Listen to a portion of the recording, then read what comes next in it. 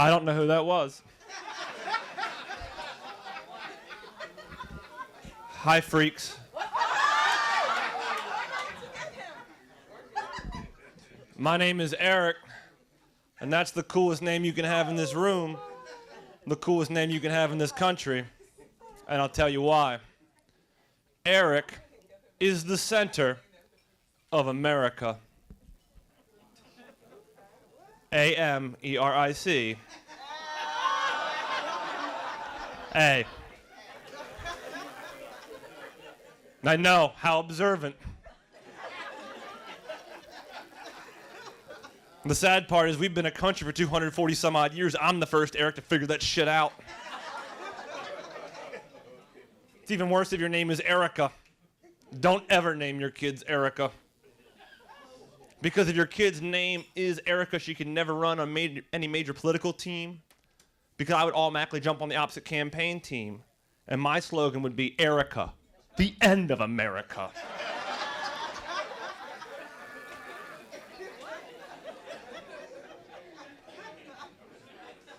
Versus if I ever ran for office, it would be Eric, holding America together.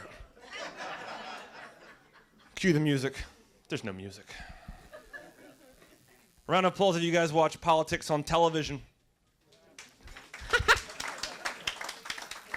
Why? It's fucking excruciating, you know what I mean? They have like this whole language that we're not privy to. It's all these acronyms and synonyms that soap a pip assist, but how the fuck are you supposed to follow what's going on?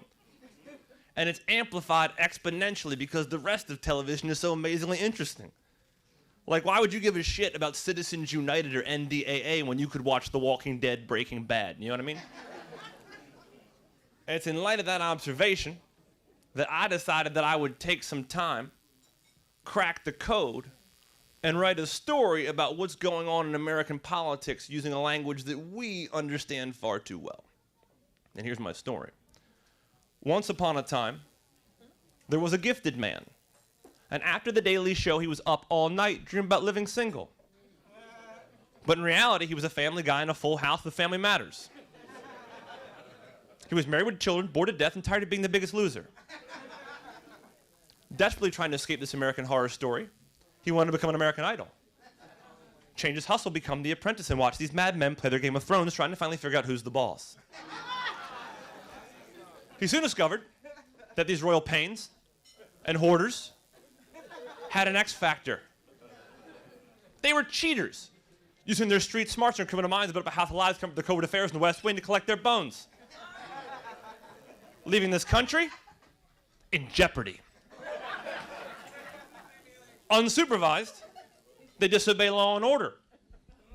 In plain sight. The numbers aren't lost.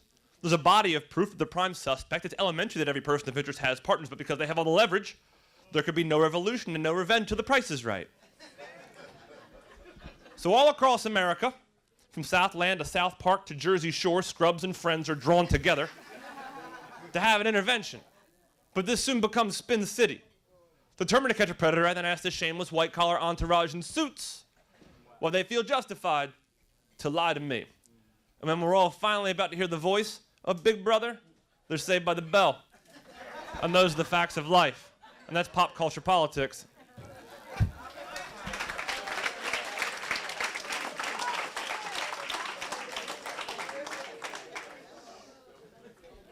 Now, see, that there is something you're not going to see very often. And what I mean by that is all the rest of the comics are going to do their best jokes last. I like to do my best joke first and then just kind of chase the dragon. And now we got to bond, because anybody that got to laugh at that joke, we both have somebody in our family with a history of heroin problems. Smack is colorblind, kids.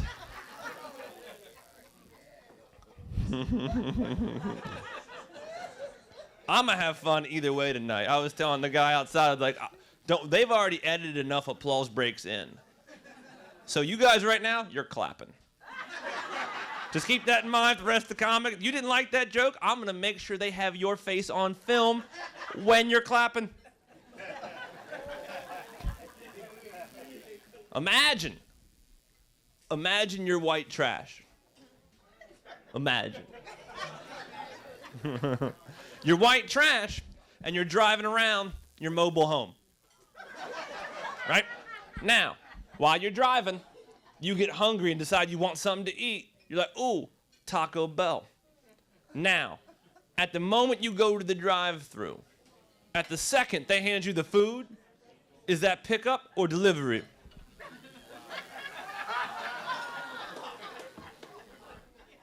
Because you're in your home. Conundrum. This is going to be a fun little portion of my set because y'all are going to laugh in 3 waves. First wave is going to be when I tell the joke. Second wave, when I explain the joke. And third wave is people from wave 1 laughing at wave 2.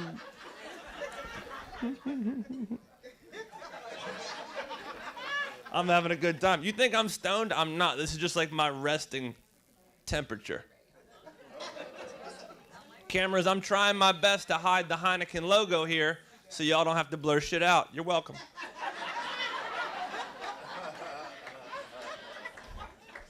Imagine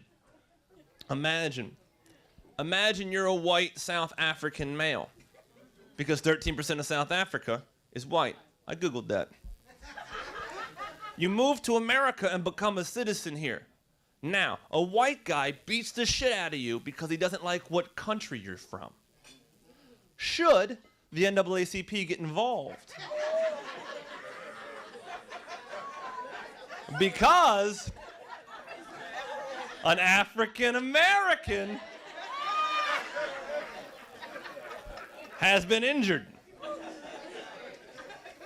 And I say no, fuck that. We need to stop saying African American any damn ways. There's too many fucking syllables. It takes too long to say. It's a hassle. We need to switch back to black. Black is fair, black is equal. Think about it just linguistically. Black. B-L-A-C-K. Right?